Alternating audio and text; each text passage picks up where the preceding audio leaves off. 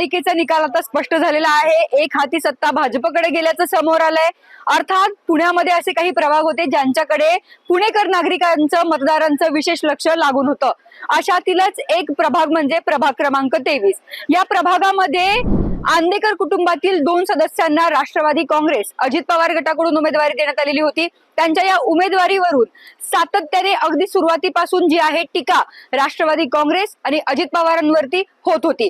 खर तर गुन्हेगारांना उमेदवारी दिली किंवा गुन्हेगार कुटुंबातील सदस्यांना उमेदवारी दिली म्हणून भाजप आणि इतर पक्ष राष्ट्रवादीला सातत्याने टार्गेट करत होते। या टीकेंना अजित पवारांनी पत्रकार परिषदेतून उत्तर पण दिलं होतं। जर एखाद्या व्यक्तीने हत्या केली तर संपूर्ण कुटुंब या गुन्ह्यामध्ये जबाबदार असेल असं नाही, अशा पद्धतीचं स्पष्टीकरण त्यांनी त्यांच्या पत्रकार परिषदेतून दिलं होतं। आणि अर्थातच त्यांनी उमेदवारी जी आहे ती सोनाली आंदेकर आणि लक्ष्मी आंदेकर यांना दिली। सोनाली आंदेकर जी वनराज आंदेकरची पत्नी आहे तिला उमेदवारी दिली आणि लक्ष्मी आंदेकर जी बंडू आंदेकरची भावजाई आहे हिला उमेदवारी देण्यात आलेली होती।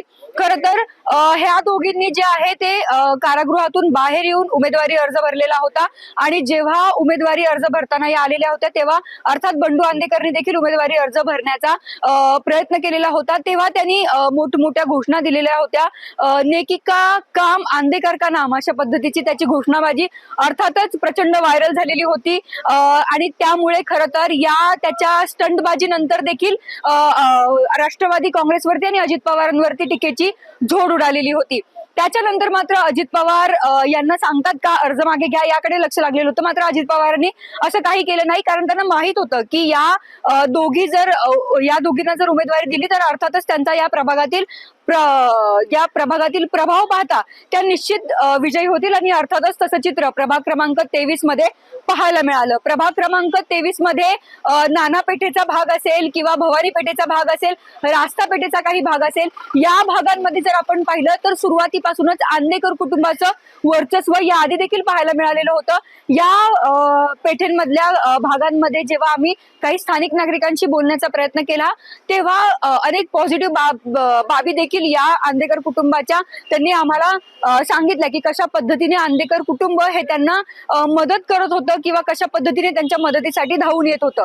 आणि अर्थातच वनराज आंदेकर एक सोफिस्टिकेटेड चेहरा म्हणून देखील त्याला पाहिलं जात होतं। जरी त्यांचं कुटुंब हे गुन्हेगारी पार्श्वभूमीचं असलं तरी देखील या सगळ्यांमध्ये वनराज आंदेकर हा कमी प्रमाणामध्ये या सगळ्या गोष्टींमध्ये गुंतलेला होता। त्यामुळे जेव्हा त्याची हत्या झाली तेव्हा मोठ्या प्रमाणामध्ये त्यांना मानणारा वर्ग हा त्याच्या अंत्यसंस्काराला उपस्थित होता। आणि त्याच्यानंतर कशा पद्धतीने आंदेकर कुटुंब या सगळ्या प्रकरणामध्ये फसत गेलं आपण पाहिलं। वनराज आंदेकरची हत्या झाली आणि त्याच्यानंतर त्याच्या हत्येचा बदला म्हणूनच आयुष कोमकरची हत्या झाली आणि त्याच्यानंतर यांना उमेदवारी दिली तर अर्थात असं वाटलेलं होतं की नागरिक वेगळा काहीतरी कौल देतील, मात्र असं काही घडलेलं नाहीये। आणि या दोघींच्या विजयानेच या प्रभाग क्रमांक 23 मध्ये राष्ट्रवादीला देखील 2 विजयी उमेदवार मिळाले। राष्ट्रवादी काँग्रेसच्या या विजयामध्ये खरं तर टीका टिप्पणी जी आहे ती अर्थातच केली जाईल, कारण गुन्हेगारी पार्श्वभूमी असलेल्या या दोघी आहेत। आणि जर आपण पाहिलं तर प्रभाग क्रमांक 23 मध्ये जो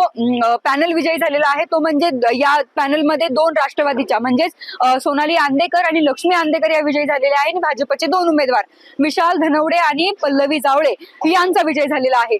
अर्थातच या सगळ्या गोष्टी घडामोडी घडल्या, मात्र एक गोष्ट अशी देखील आहे की काही दिवसांपूर्वी जेव्हा आयुष कोमकरची हत्या झाली त्याच्यानंतर मात्र आंदेकर कुटुंबाने जे काही साम्राज्य उभं केलेलं होतं या पेठ परिसरामध्ये, नानापेठ असेल, रास्तापेठ असेल किंवा भवानी पेठ असेल, या सगळ्या परिसरांमध्ये जे काही साम्राज्य त्यांनी उभं केलेलं होतं त्या साम्राज्यावरती महानगरपालिकेने आणि पोलीस प्रशासनाने जो आहे तो हातोडा चालवलेला होता। त्यामुळे जी काही कारवाई मोठ्या हिमतीने या प्रशासनाने केलेली होती त्याच्यावरती आता पुन्हा हे आंदेकर कुटुंब काही करतंय का याकडे आता अर्थातच त्यांच्याकडे सत्ता आलेली आहे, अर्थातच त्या प्रभागाचे नगरसेवक झालेले आहे, त्यामुळे आता त्यांचा दबदबा आणखीन वाढेल असं देखील बोललं जाऊ लागलेली आहे। असं देखील चर्चा जी आहे ती आता पुणेकरांमध्ये सुरू झालेली आहे, कारण जशा पद्धतीने हे साम्राज्य उद्ध्वस्त केलं गेलेलं होतं त्याच्यानंतर पुणेकरांनी या कारवाईचं कौतुक केलेलं होतं, पुणे पोलिसांचं कौतुक केलेलं होतं, मात्र अर्थातच राष्ट्रवादीने त्यांना उमेदवारी दिली।